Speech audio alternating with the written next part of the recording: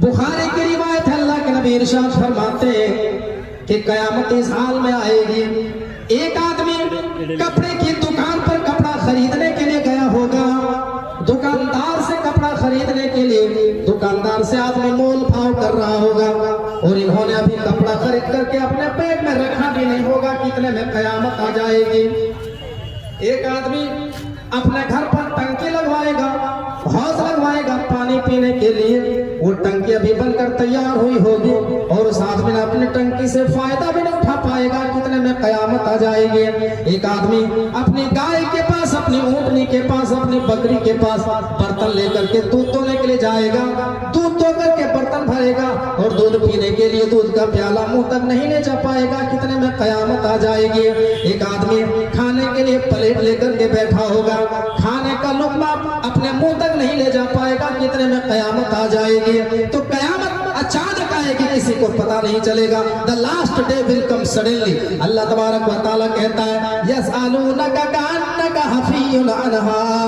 ऐ मेरे नबी, लोग आपसे कयामत के बारे में इस तरीके से सवाल करते हैं जैसे आपको उसका इल्म है, लेकिन ऐसा नहीं है। कयामत का जो एग्जैक्ट इल्म है सिर्फ अल्लाह रब्बुल आलमीन के पास है। एक मुस्लिम शरीफ की हदीस है, लंबी रिवायत है, इस हदीस को हदीस जिब्राइल कहा जाता है। एक मर्तबा हजरत जिब्राइल अलैहिस्सलाम अल्लाह के नबी जनाब मोहम्मद रसूलुल्लाह सल्लल्लाहु अलैहि वसल्लम के पास आए, इंसानी शक्ल, इंसान का रूप धारण करके अल्लाह के नबी के पास आए, और आने के बाद आपसे बहुत सारे सवाल किए। उन्हीं सवालों में से एक सवाल ये भी किया कि अल्लाह के नबी ये बताइए कि कयामत कब आएगी, कयामत कब आएगी। तब अल्लाह के नबी ने फरमाया मल मसूलु अनहा बिआलम मिनस साइल।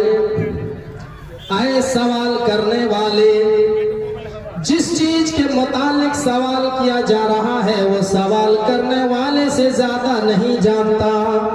यानी जितना तुम्हें पता है उतना मुझे पता है। तुम्हें भी नहीं मालूम कि कयामत कब आएगी और हमें भी नहीं मालूम कि कयामत कब आएगी, लेकिन हाँ कयामत की कुछ निशानियां हैं।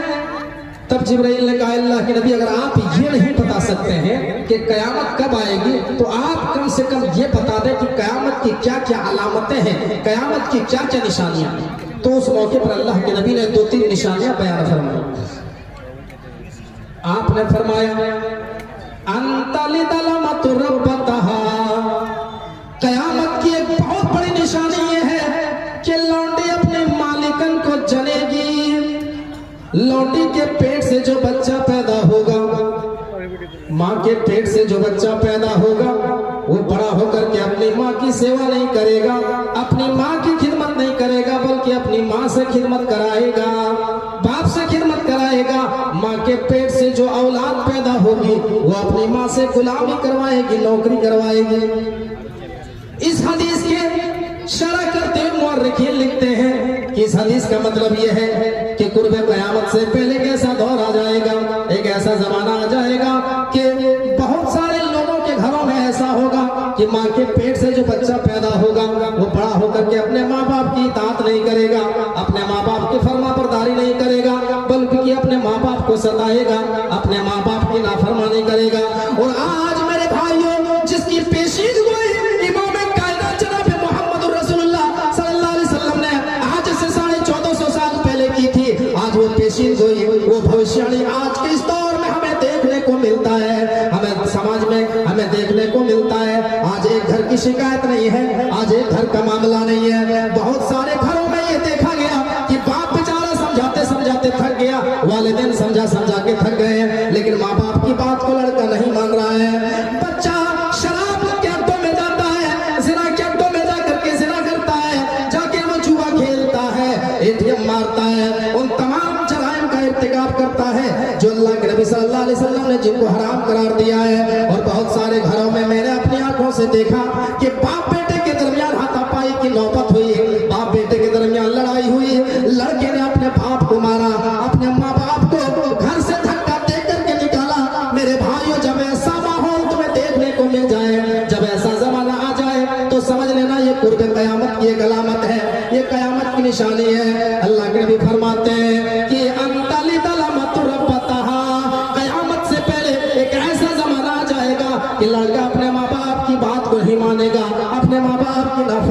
करेगा। यह है इस हदीस का मतलब।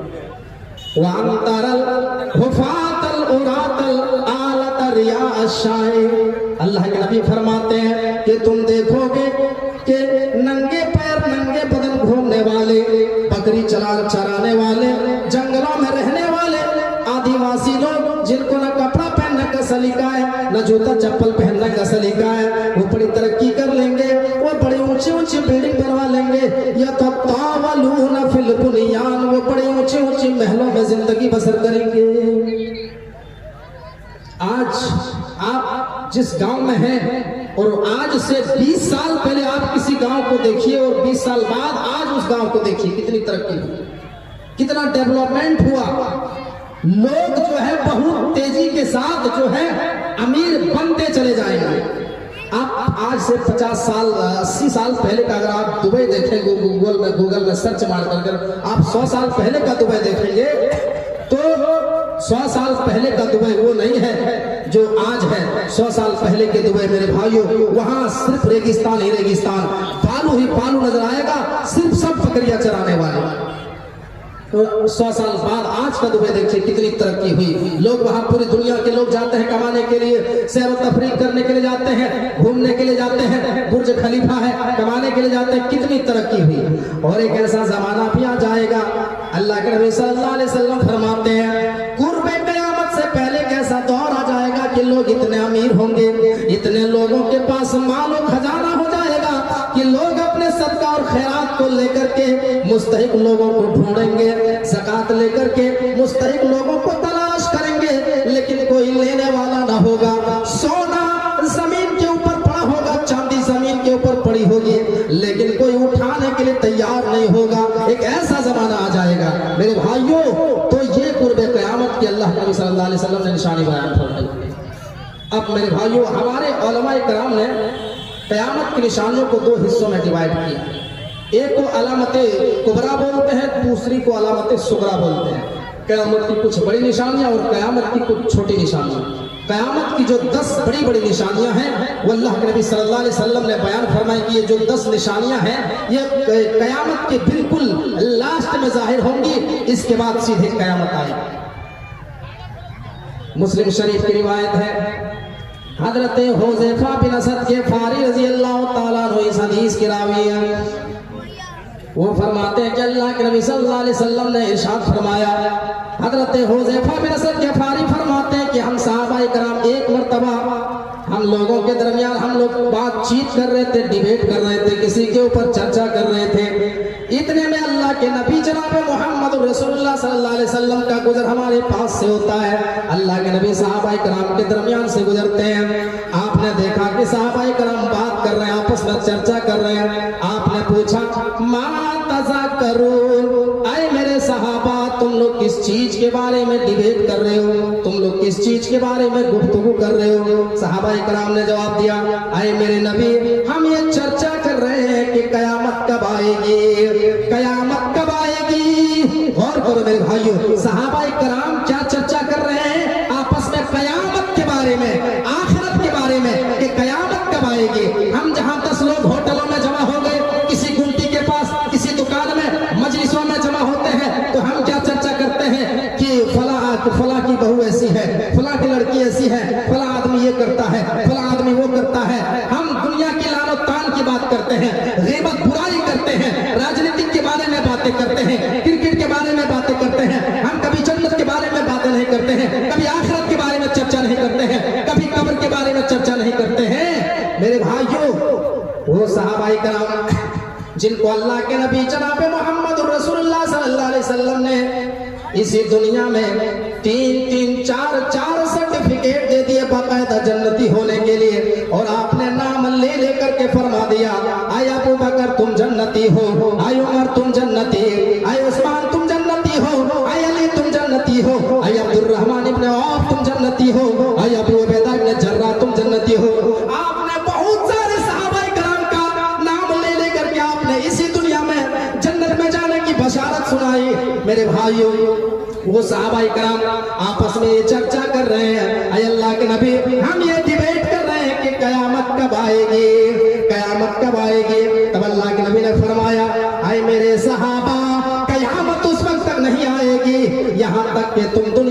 अंदर 10 निशानियों को नहीं देख लोगे, इन्ना साअत ला तकूनु हत्ता तकूना अशवाया, कयामत उस वक्त तक नहीं आएगी जब तक कि तुम दुनिया के अंदर 10 निशानियों को नहीं देख लोगे। जब तक दुनिया में 10 निशानियां जाहिर नहीं हो जाएंगी तब तक कयामत नहीं आएगी। उनमें से पहली निशानी आपने फरमाया अद्दुखान, पहली निशानी ये है कि आसमान में एक बहुत बड़ा धुआं जारी होगा जिसमें बहुत सारे काफिर मारे जाएंगे, बहुत सारे काफिरों की जान चली जाएगी। लेकिन जो ईमान वाला होगा, जो मुसलमान होगा, उनके जो हल्का उनको जुकाम महसूस होगा, उनको हल्का जुकाम महसूस होगा। वह दज्जाल, कयामत की दूसरी निशानी ये है कि दज्जाल का ज़हूर होगा, दज्जाल निकलेगा। दज्जाल ये ईरान और खुरासान के इलाके से 70,000 यहूदियों के साथ निकलेगा। दज्जाल का ज़हूर होगा, दज्जाल निकलेगा जिसके बारे में अल्लाह के नबी ने फरमाया कि वो बहुत भारी भरकम होगा। वो एक आंख से काना होगा और उसकी दूसरी आंख अंगूर की तरफ उभरी हुई होगी और उसकी पेशानी में काफिर लिखा हुआ होगा। दज्जाल के बारे में बाकायदा किताब छपी है। नंबर 3, अल्लाह के नबी ने फरमाया कयामत की तीसरी निशानी वदाब्बा, जमीन से एक चौपाया निकलेगा, जमीन से 4 पैर वाला जानवर निकलेगा जो इंसानों से, इंसानी जबान में जो लोगों से बातचीत करेगा। ये जानवर मक्का के जबले सफा से निकलेगा। ये उस वक्त जाहिर होगा, अल्लाह के नबी फरमाते हैं ये उस वक्त जाहिर होगा जब पूरी दुनिया में पाप ही पाप होंगे, जब पूरी दुनिया में घोर अंधकार होगा, जब खुलेआम शराब नोशी होगी, जब बदकारियां फैल जाएंगी, जब सूद आम हो जाएगा, जब चारों तरफ फितना ही फितना बर्पा हो जाएगा, जब पूरी दुनिया में घोर अंधकार होगा, तो ऐसे माहौल में अल्लाह तबारक व तआला मक्का के जबले सफा से एक जानवर निकलेगा जो लोगों से इंसानी जबान में बातचीत करेगा। चौथी निशानी आपने फरमाई तुलू शम्स मिन मगरिबिहा, कयामत की चौथी निशानी है कि सूरज मगरिब से तुलू होगा और मशरिक में गुरूब होगा। सूरज मगरिब से तुलू होगा और मशरिक में गुरूब होगा। अभी सूरज मशरिक से निकलता है और अपने उसूल के मुताबिक मगरिब में गुरूब होता है, अपने उसूल के मुताबिक पश्चिम में डूबता है। लेकिन कुर्बे कयामत की एक बहुत बड़ी निशानी है कि सूरज पश्चिम से निकलेगा और पूरब में गुरूब होगा, जिस वक्त तौबा का दरवाजा बंद हो जाएगा। नंबर 5 वनुदुल ईसा इब्न मरियम, कयामत की 5वीं निशानी है कि ईसा अलैहिस्सलाम आएंगे। ईसा अलैहिस्सलाम जिनको अल्लाह तबारक व तआला ने जिंदा आसमान में उठा लिया है, कयामत से पहले ईसा अलैहिस्सलाम आएंगे। वो अल्लाह के नबी जनाब मोहम्मद रसूलुल्लाह सल्लल्लाहु अलैहि वसल्लम की पैरवी हम करेंगे, वो सलेब को तोड़ेंगे, खिंजीर को कत्ल करेंगे और अल्लाह के नबी की कानून दुनिया में लागू करेंगे। कुर्बे कयामत से पहले ईसा अलैहिस्सलाम आएंगे। ये कहाँ आएंगे? दमिश्क के जामे मस्जिद के सफेद मीनारे पर फरिश्तों के सहारे उतरेंगे और पूरी दुनिया में मेरे भाइयों अदल इंसाफ को भर देंगे और पूरी दुनिया के जितने ईसाई हैं धड़ाधड़ उनके ऊपर ईमान ले आएंगे, पूरी दुनिया में इस्लाम फैल जाएगा। ईसा अलैहिस्सलाम कहाँ नाजिल होंगे? दमिश्क के जामे मस्जिद में। मेरे भाई आज बहुत सारे लोग दावा कर देते हैं कि हम ही इमाम मेहदी हैं, हम ही ईसा मसीह हैं। आपके बिहार में भी कोई शकील बिन हनीफ का फितना बहुत तेजी से फैलता जा रहा है, जो बैक वक्त तो दोनों होने का दावा करता है कि हम ही ईसा अलैहिस्सलाम हैं और इमाम मेहदी भी हैं, और उनके गुर्गे उनके मानने वाले जो है पूरे हिंदुस्तान में दिन ब दिन उनका फितना फैलता ही जा रहा है। उनकी जो अलामत बताई गई है एक भी हदीस उनके ऊपर फिट नहीं बैठ रही है, लेकिन इसके बावजूद तमाम हदीसों को तावीलात करते हैं और कहते हैं कि हम ही ईसा अलैहिस्सलाम हैं, हम ही इमाम मेहदी हैं। तो कयामत की 5वीं निशानी की ईसा अलैहिस्सलाम आए। 6ठी निशानी अल्लाह के नबी फरमाते हैं याजूज व माजूज, कयामत की 6ठी निशानी है कि याजूज माजूज नाम के बहुत बड़ी फसादी कौम, जिनको हजरत जुल्करनैन ने लोहे की एक लंबी दीवार खड़ी करके उनको कैद कर दिया है, लंबी दीवार खड़ी करके उनको कैद कर दिया है और वो उन्हें सुराग करने की कोशिश कर रहे हैं। कयामत से पहले वहां से वो निकलेंगे, कामयाब हो जाएंगे, वहां से निकलेंगे और दुनिया के अंदर बड़ी तबाही मचाएंगे, दुनिया के अंदर बहुत ही फितना मचाएंगे, दुनिया के अंदर बहुत ही फितना मचाएंगे। कयामत की 8वीं 9वीं और कयामत की 7वीं 8वीं और निशानी ये है कि जमीन 3 जगह धंसा दी जाएगी। एक पूरब में धंसाई जाएगी, दूसरी पश्चिम में धंसाई जाएगी, फी जजीरतुल अरब, और एक जगह सऊदी अरब में जमीन को धंसा दिया जाएगा। और कयामत की आखिरी निशानी आपने ये बयान फरमाई कि यमन से एक आग निकलेगी, यमन से एक आग निकलेगी जो लोगों का हाथ पकड़ करके मैदान महशर की तरफ ले जाएगी। मेरे भाइयों, तो ये 10 निशानियां आपने बयान फरमाई। इस 10 निशानियां जब जाहिर हो जाएंगी तो कयामत आ जाएगी। इन 10 निशानियों के बाद कयामत ही आएगी। तो ये 10 बड़ी बड़ी निशानियां।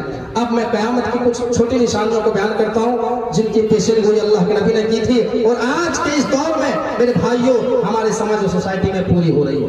मुस्तदरक अल हाकिम की रिवायत है, हदीस के रावी हजरत अबू हुरैरा रज़ी अल्लाह तआला अन्हु। हदीस इस तरह से,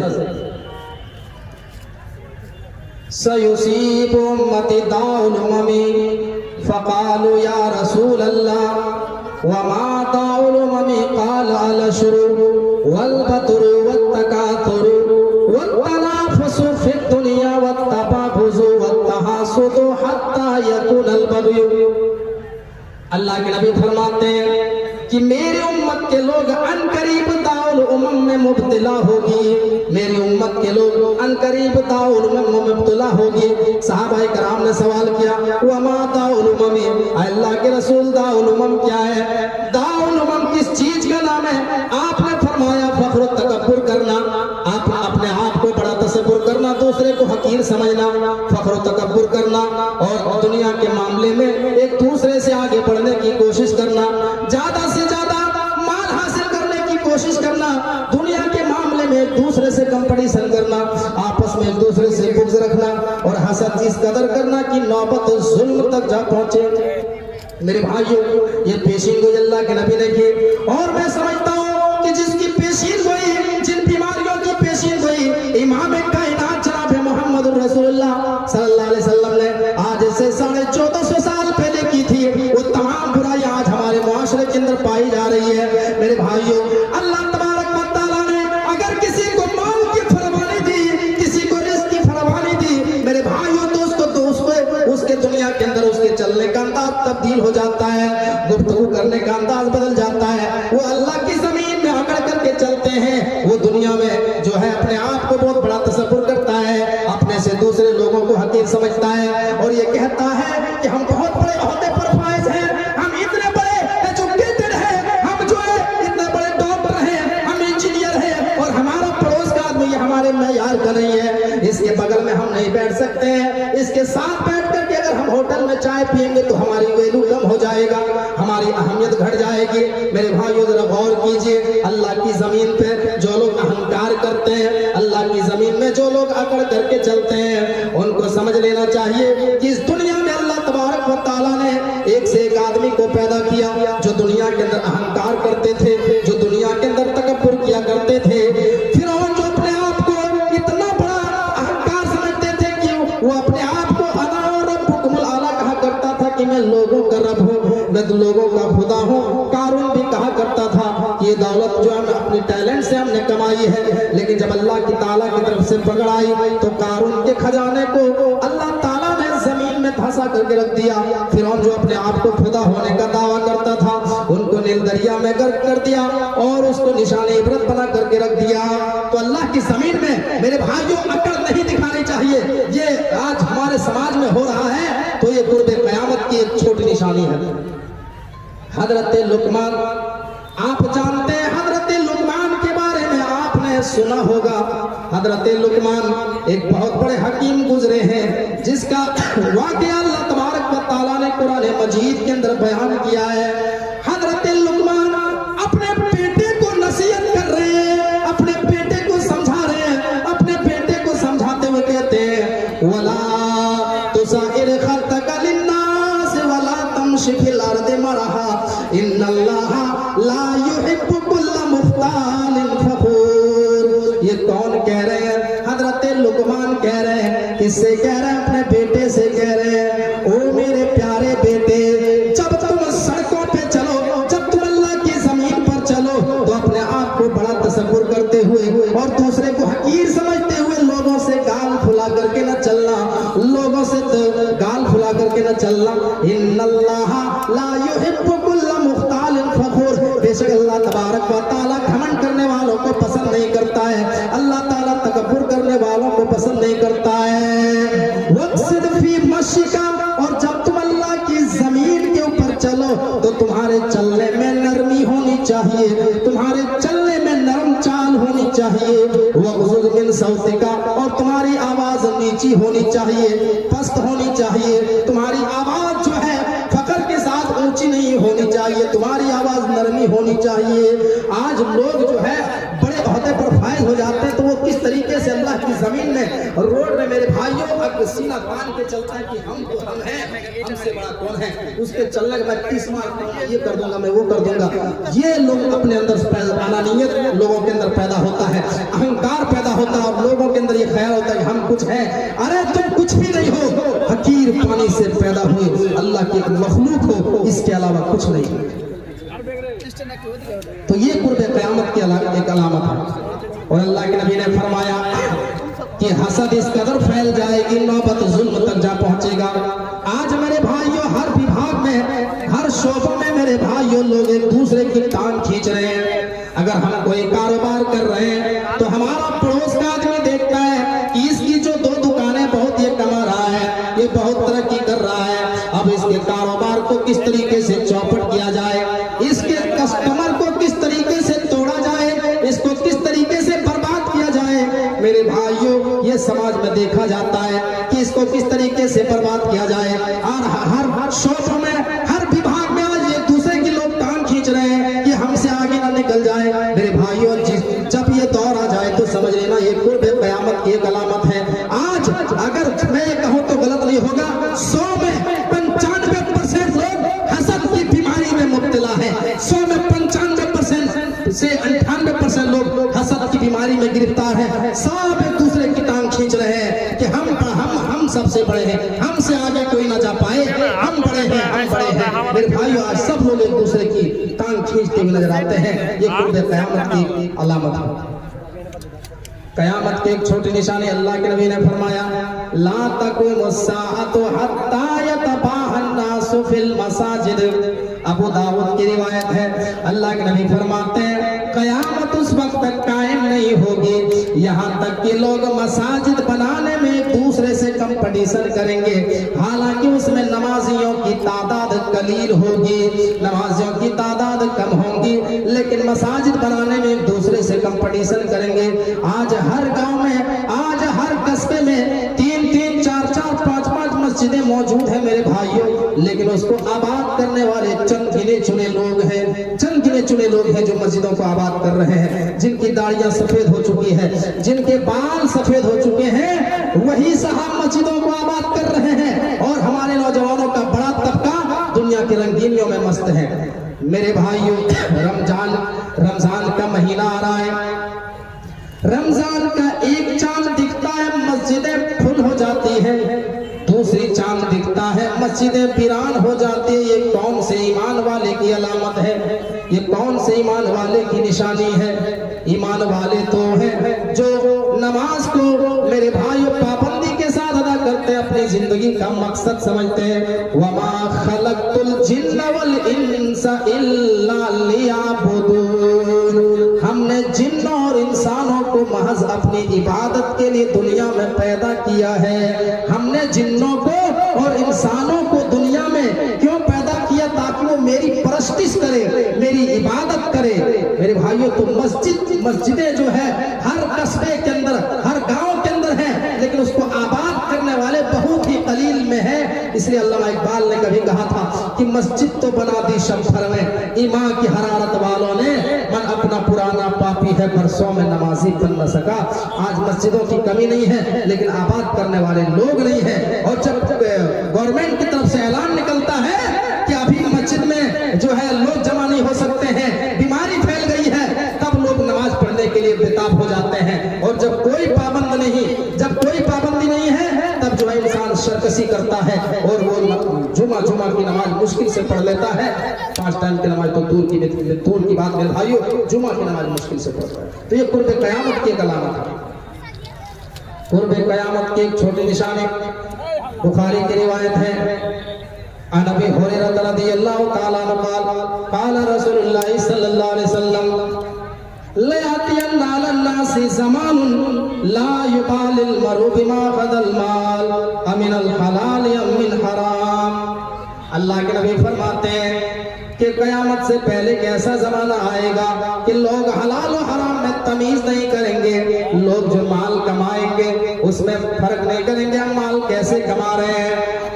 आज जिसकी पेशी हुई इमाम कायनात जनाब मोहम्मद रसूलुल्लाह सल्लल्लाहु अलैहि वसल्लम ने की थी, आज हमें अपने मुआशरे के अंदर देखने को मिलता है। आज लोग माल सूदी कारोबार करके कमा रहे हैं, आज लोग चोरियां कर रहे हैं, एटीएम हैक कर रहे हैं, आज लोग रिश्वत का काम कर रहे हैं, लोगों को धोखा दे रहे हैं और उन तमाम तरीके से माल को कमा रहे हैं जिन तरीकों को अल्लाह के नबी ने हराम करार दिया है। आज लोग हलाल और हराम में फर्क नहीं कर रहे हैं, तो ये कुर्ब क़यामत की एक निशानी है। ला यातियन्ना अलन-नासि ज़मानुन ला युबालिल मर'ु बिमा ख़दल माल अमिनल हलाल अम मिन हराम। मेरे भाइयों, ये कुर्ब क़यामत की एक निशानी है जो आज के इस दौर में हम और आपको देखने को मिल रही है। तो मेरे भाइयों, ये कुर्ब क़यामत की कुछ निशानियां थी। आखिरी निशानी मेरे अल्लाह के नबी सल्लल्लाहु अलैहि वसल्लम ने बयान किया। सही बुखारी की रिवायत है, हदीस के रावी हजरत अबू मालिक या अबू आमिर अल-अशरी रज़ियल्लाहु ताला अन्हु हैं। अल्लाह के नबी फरमाते हैं ला यकूनन्ना मिन उम्मती अक़वामुन यस्तहिल्लून अल-हिरा वल हरिरा वल खमरा वल मआसिफ। अल्लाह के नबी फरमाते हैं कि कयामत से पहले कुछ लोग आएंगे जो ज़िना को हलाल समझ लेंगे, जो ज़िना को हलाल समझ लेंगे और रेशम के लिबास को हलाल समझ लेंगे, शराब को हलाल समझ लेंगे और गाने बजाने को हलाल समझ लेंगे और इसको लोग अपनी जिंदगी के ऊपर नाफिज करेंगे, अपनी जिंदगी के ऊपर लागू करेंगे। आज देख लीजिए, जिना इस्लाम में बहुत बड़ा गुनाह बताया गया है, लेकिन इसमें नौजवानों का एक बड़ा तबका इस बीमारी में मुब्तला है। रेशम के लिबास हराम है मर्दों के ऊपर, लेकिन इसको भी जो है मर्द हजरात इस्तेमाल में ला रहे हैं। और शराब जिनको उम्मुल खबाइस कहा गया है, लेकिन इसके बावजूद भी मुसलमानों का एक बड़ा तबका शराब नोशी में गिरफ्तार है। गाने बजाने को अल्लाह के नबी सल्लल्लाहु अलैहि वसल्लम ने हराम करार दिया है, लेकिन लोग इसको अपनी जिंदगी के ऊपर किस तरीके से लागू किए हैं, किस तरीके से लोग अपने ऊपर लागू कर रहे हैं, इसके बगैर नौजवानों को सुकून नहीं मिलता है। इंसानों को सुकून कैसे मिलेगा? अल्लाह कहता है अल्लज़ीना आमनू व तत्मइन्नु कुलूबुहुम बिज़िक्रिल्लाह अला बिज़िक्रिल्लाह तत्मइन्नुल कुलूब। ईमान वाले को सुकून तो अल्लाह के जिक्र से मिलती है, ईमान वाले को सुकून तो अल्लाह रब्बुल आलमीन के जिक्र से मिलती है, कुरान की तिलावत से मिलती है। लेकिन इंसान सुकून कहाँ तलाश कर रहा है? गाने के अंदर सुकून तलाश कर रहा है। इंसान ड्राइवरिंग कर रहा है, गाड़ियां चला रहा है, 4 व्हीलर चला रहा है और वो जो है एक से एक गाना लगाया हुआ है और अपने आप को उसमें फख्र महसूस कर रहा है। और गाना भी कौन सा लगाया है? जो भी बहुत मशहूर, दबदबा था दबदबा है दबदबा बना रहेगा। अरे कौन सा तुम्हारा दबदबा है? दिल इंसान का मुर्दा हो चुका है और नौजवान कह रहा है कि दबदबा था दबदबा है दबदबा बना रहेगा। मेरे भाइयों, जरा गौर कीजिए, ये तमाम बुराइयां जो अल्लाह के नबी ने फरमाया कि कुर्ब क़यामत से पहले लोग अपने ऊपर नाफिज करेंगे, आज हमें और आपको इस दौर में देखने को मिलता है। मेरे भाइयों, मेरा वक्त हो चुका है। अल्लाह तबारक व तआला से दुआ है कि मानेला हम तमाम मुसलमानों को फिक्र आखिरत अपने अंदर पैदा करने के तौफीक अता फरमाए। अल्लाह जब तक हमको इस दुनिया में जिंदा रख, ईमान और अमल सालिहा के साथ जिंदा रख और जब हमारी खात्मा तो ईमान के साथ खात्मा फरमाए। अल्लाह हमको इस दुनिया में क़यामत की तैयारी करते हुए जिंदा रख और जब हमारी खात्मा तो ईमान के साथ खात्मा फरमा। जितनी भी बातें अल्लाह हुई समझने के साथ साथ पूरी बातों पर अमल पैरा होने की तौफीक अता फरमाए। व आखिरु दावाना अनिल हम्दुलिल्लाहि रब्बिल आलमीन व मा अलैना इल्लल बलाग। अस्सलामु अलैकुम व रहमतुल्लाहि व बरकातहू। माशाअल्लाह, बहुत खूब।